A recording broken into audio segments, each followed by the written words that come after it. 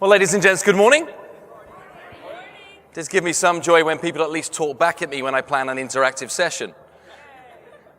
And I know what you're all thinking. Let's deal with the elephant in the room. Yes, I have an accent. I'm from a little place called London. And Jeffrey just mentioned I get to travel. I get to speak in all sorts of different places. I've been on 57 different countries. And quite often when I go to a new location, I get to see the speaker perform before me. Today I don't get to see the speaker perform before me, but 2 weeks ago I was in Barcelona. Speaker before me opened his presentation by bellowing at the audience. What he bellowed were the words, "Knowledge is power." And I'm thinking about those words and thinking about you at this convention. You're here because you want to meet new people. You're here because you want to gather information. You're here because you want to learn new skills. I know you got up this morning because you wanted to take something from it. So I'm thinking about him opening with the words, "Knowledge is power," and I thought I'd ask you a question. Is that true, yes or no? No, it's not true. It's complete and utter nonsense. Utter dribble is that statement. You see, you can have all of the knowledge in the land. Show of hands right now who knows of something they could be doing or should be doing that would make them more successful in their business, and is still not doing it. Right? It isn't the knowledge that leads to power, it's the implementation of the knowledge that leads to power. I am going to make a promise though. I'm going to talk to you about sales, but if somebody ever says the words to you that you are a great salesperson, that is not a compliment. It means you've been caught trying to sell something to somebody. The result we're looking for isn't applause for our sales skills. The result we're looking for is for more of our clients and customers to say the words, "Thank you," to you more often. That is what we're in the chase of. Can we receive thank yous more often?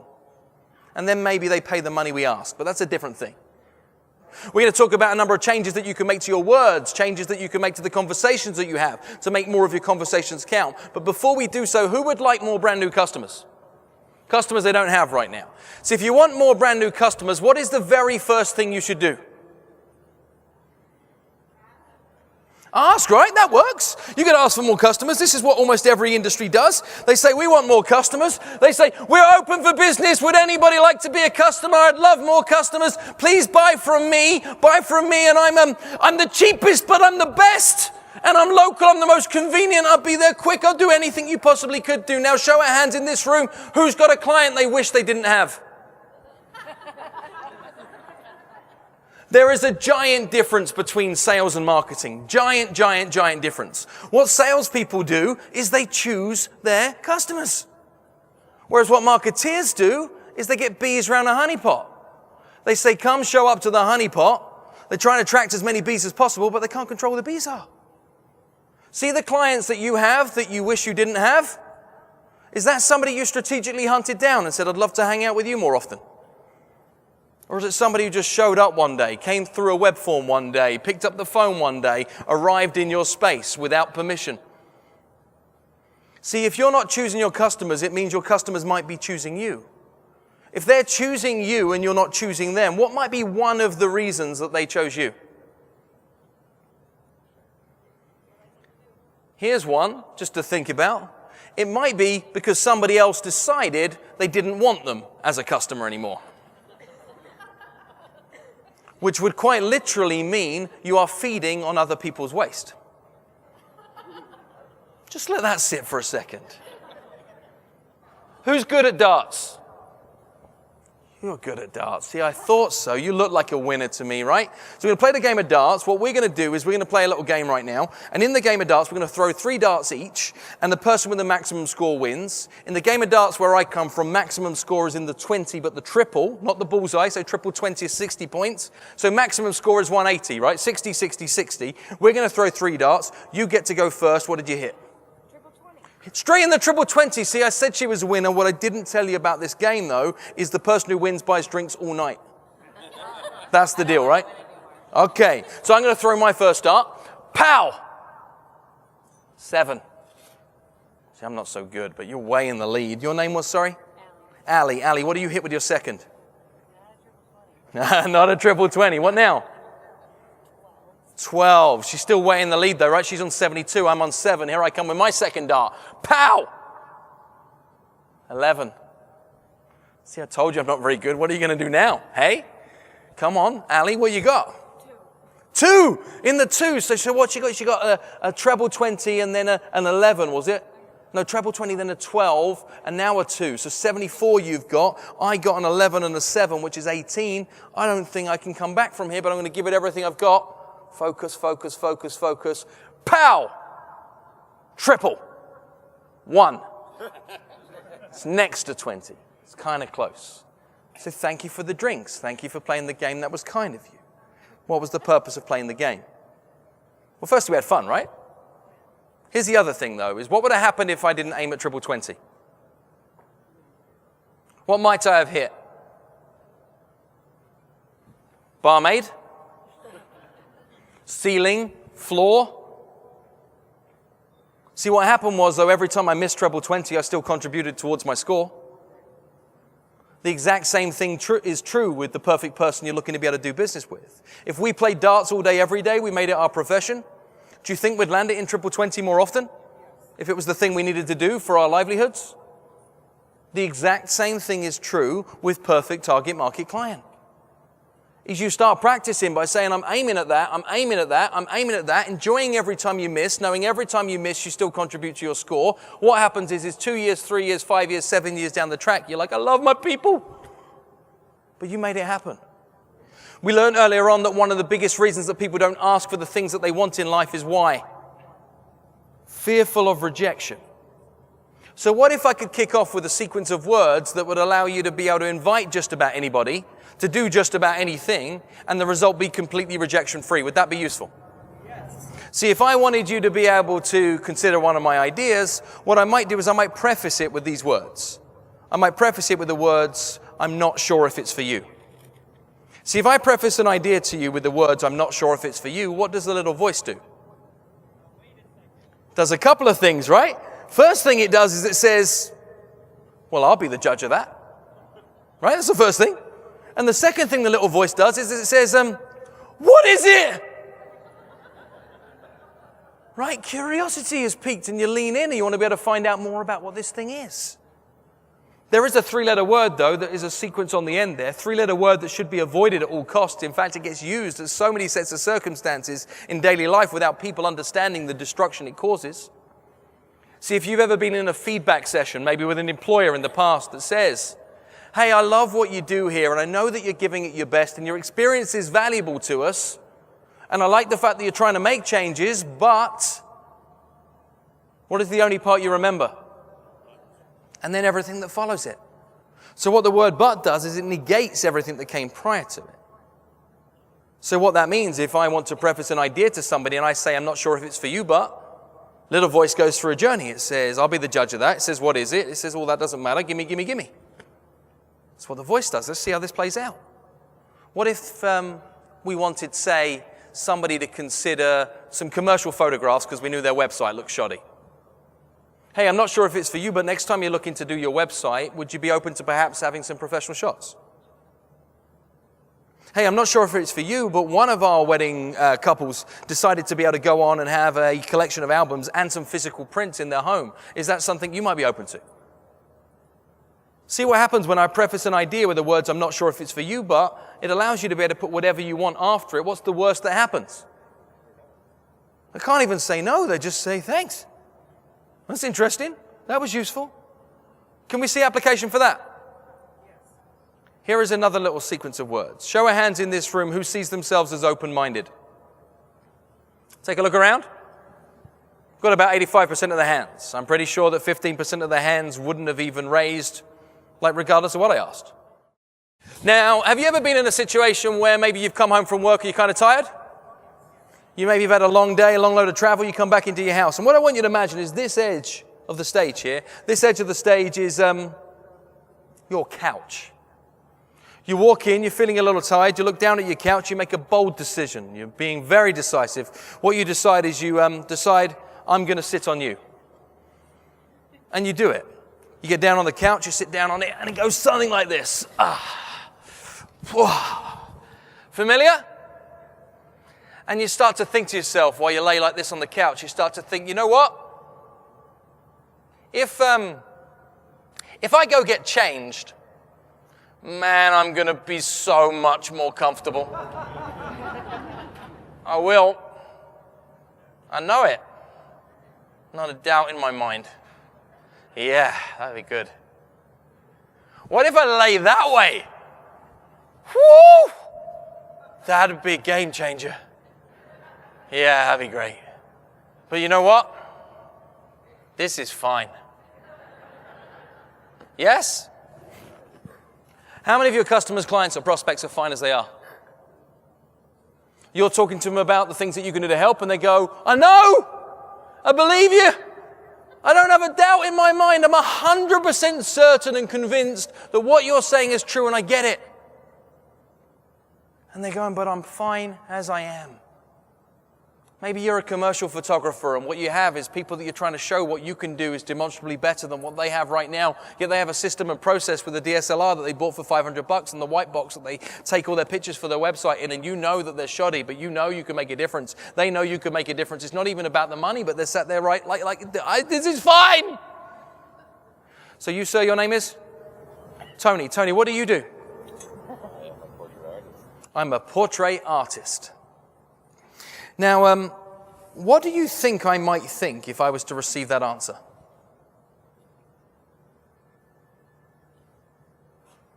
Hard, right? I received that on the street not knowing your industry. I'm a portrait artist. I think, what do? Paint nudes? Is that it? See, what happens is you gave me an answer that is the direct answer. I said, what do? You said, I know this one. I'm a portrait artist. I have to now box his answer to decide that I know what he means, because you said it like I should know what you mean, but I might not know what you mean, so I have to guess. What do I do with the conversation knowing I might not know what he means? I'm getting out of here. Because what should happen is I should know that, and I don't. But I'm going to box it, and I'm going to box it incorrectly, right? I'm going to guess at what you do. I think you paint naked people. You, sir, so what do you do? I'm a photographer. There's a quick-fire way to lose friends and alienate people, right? But you labeled it? I know this one. Now, this is a question we knew we were going to be asked, and I'm asking you about the thing that you do, and we shut the conversation down. What are we looking to be able to achieve here? More dialogue, more conversation. What is it that leads to conversations? Questions. So here we have a question we know we're going to be asked. The question that we know we're going to be asked is, so what do? You think I need to know the answer to this one. You give the answer, think I know this one, but it's the person who's asking the questions who's in control of the conversation, yes? So is it a answer to the question, so what do we need, or is it a question to the question? There's something else that we learned too, is a story will always sell, whereas a fact will only tell. What are you giving me? Facts. Facts. What do we want in place of facts if we'd like other people to see what we're saying? Stories. So what I could do is let you workshop amongst yourselves for an hour and a half to come up with a good question to the so what do question, or I could give you the one that works. What would you rather have? We'll take the one that works. Okay, so here's what happens. They say, so what do? You say, I work in photography. Would it help if I gave you an example of the kind of things that I do? Question mark. How important is this sequence of words for you in your business? It's worthy of putting the time in to say that I'm going to get a response to the so what do question that gives me the ability to ask for permission to tell a story. I'm going to weave a small short story that then plants the idea in somebody else's head that says, that's the kind of work that he does. That's the kind of work that she does. I get it right now. So if you responded that way around, what might the other person say back? Oh, really? I know somebody that's doing this. Oh, really? That's interesting. I mean, that's as bad as it gets, is, oh, really? That's interesting. See, if it's just interesting and it's not right now, but they still have a need for your product and service, might they come back to you? Because they remember. They don't remember you labeling yourself a photographer. They remember the context of the scenario of the story. What about when somebody says over a dinner table, they say over a dinner table, you know what, it's my daughter's 18th birthday this coming weekend, and we're having a party, and I thought my wife was going to take the pictures, but she wants to be there and being present in the moment. I wish I knew somebody who could take the pictures. What might the person who heard the story now say? I know someone. Who likes to know somebody when a problem is presented? All of us. These kind of stories create what I call I know a guy moments. But it changes it when we stop labeling things. We're learning about the power of questions. And questions are the key to just about all of the success that you guys can have. Who's the person who's in control of every conversation? Person who's asking the questions. When you get a response you don't like, don't think about the answer, think about the question, is what we should be looking at. Where else do we want to jump with what I wanted to share with you today? Back one. That says something we need to do, right? Something we need to do in our world is we need to give people enough information to make a decision. How much information is enough? It's different things for different people, isn't it? Different things for different people is enough.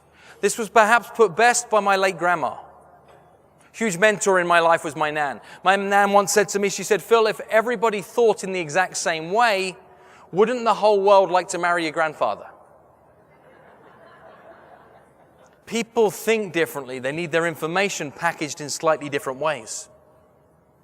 See, I'm pretty sure that many of you have delayed or put off a decision from giving too much information. I'm pretty sure that many of you have packets of information about the service in which you provide that bamboozle people to a point they'll put this decision off for another day. It's different things for different people. There is one thing that people do need to know, though, before they make a buying decision. What is one piece of information people must have before they choose to part with money? How much? Now we get to the how much decision in this or moment in this industry, and I hear people do things like I'll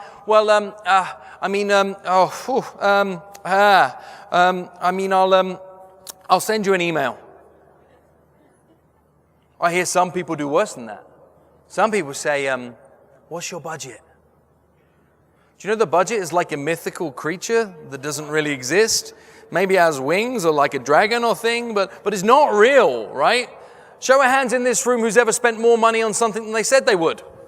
Take a look, like everybody does. So why do you ask people what they want to spend when everybody spends more money on things than they say they would? But what we do need to have is we do need to be able to have confident conversations over price.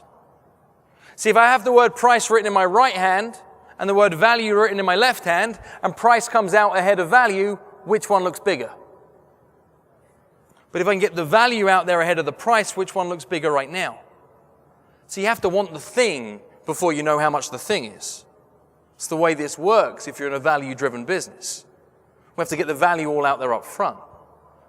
See, what happens when somebody challenges your expertise, your immediate reaction is what? You're either going to defend or you're going to attack. Those are what typical human reactions are. What we want to say is, you're wrong, or we want to say, I'm right. In either of those sets of circumstances, the you're wrong or I am right argument, does it result in you winning long-term sustainable business? Doesn't, does it? Quite often in these scenarios, you are right and they are wrong, yes? Quite often. So what we need to be able to do if you want to get into an argument-based scenario where what you do is reposition your expertise, is we need to move the vantage point of where they're seeing it from.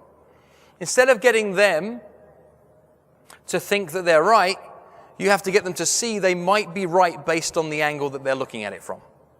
Let's just change the angle that you're looking at it from.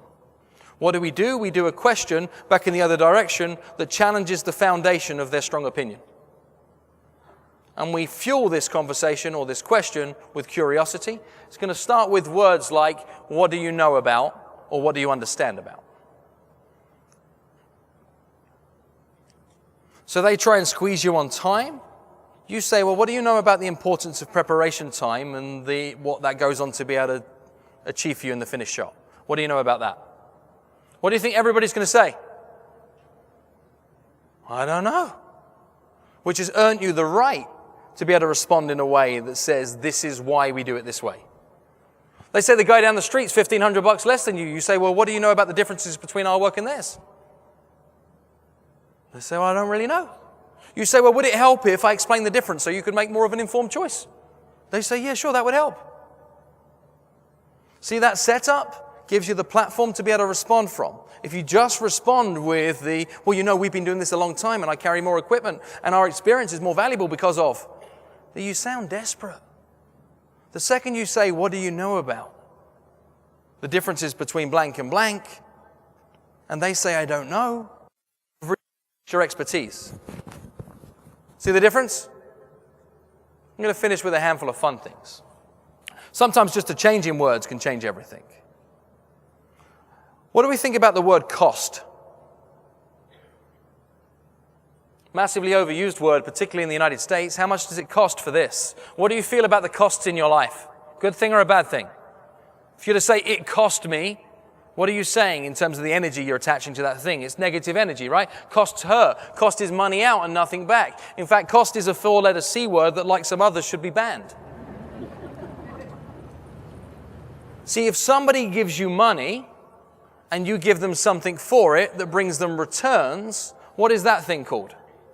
It's called an investment.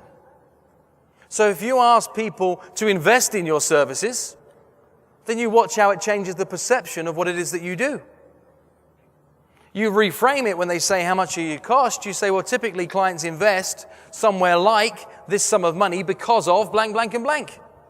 Boom, reframed. It's not cost per hour or cost of your service. If we want to move a conversation from price to value, we need to move our conversation from cost to investment. The most powerful set of words that I've ever experienced in my entire life. This set of words is responsible for generating more revenue in any of my business systems than any other sequence of words. Two simple words. Two simple words that allow you to jump people out of indecision. There are some basic psychology we need to understand first. First piece of basic psychology is that human beings are a little bit like sheep. We take great confidence in the fact that people have done things before us, it worked out fine for them, we are happy to follow others. Hence why we're more likely to believe 37 strangers on Yelp than we are to believe the recommendation of our mother-in-law. So what happens is, this safety in numbers thing is important. Here is another thing to understand though, is I'm guessing there have been points in conversation where you've wanted to tell people what to do. You've wanted to be able to say what I think you should do is, but you can't say what I think you should do is because that would be rude. So knowing that you would like to tell people what to do, but people don't like to be told what to do, but people do like to be led, coupled with the fact that people don't like to be told what to do, but they do like to know what to do, play with that riddle a second. We find ourselves in a little spot of bother, right? So what if I could give you a sequence of words that would give you the safety and the confidence in the fact that other people have done this before, would not only do that, would allow you to be able to tell people what to do without sounding like you were telling them what to do, with them feeling like they were being led, with clear instruction about what they should do, but feeling like they made the choice all by themselves. Would that be useful? Just two single words. See, if I want to tell somebody what to do, I don't tell them what to do. I just tell them what most people would do. See, when I talk in terms of most people, little voice plays a game. Little voice says, I'm most people. So if that's what most people should do, then I'm going to do that and you can't tell me different. So where are there scenarios in your conversation tracks where they've got somebody between two different packages? Well, what most people do is they reach into the top one knowing that what's going to happen is they never get a chance to be able to come back and do this again. So most people do the best that they can afford right now, giving them the ultimate experience in the day. That's what most people decide is the right decision for them. You know what most people do when I talk in terms of most people? They go, okay. There's 3 of you in the room though, they're like, no, I'm not buying it. Because I'm not most people, right? 3 of you. Looking for you. Here's the thing. When I know that you might not be most people, then what I can do is I can say, look, I know that what most people would do in this circumstances is most people would do this, but understanding that you're not most people and the thing that you like to do is, so I can use the words most people to segment an audience any which way I like. You can take a 95.5 in any different group of people with the words most people, but what you cannot do is to talk in terms of most people when you're speaking to somebody who doesn't do what most people do, but you can use the words most people to get people to put themselves in the minority. So most people would start using the words most people as early as tomorrow. Get it? Ladies and gents, I've been Phil Jones. It's a huge privilege to come serve you guys today. I wish you all the success in the world you're prepared to work for. Thank you.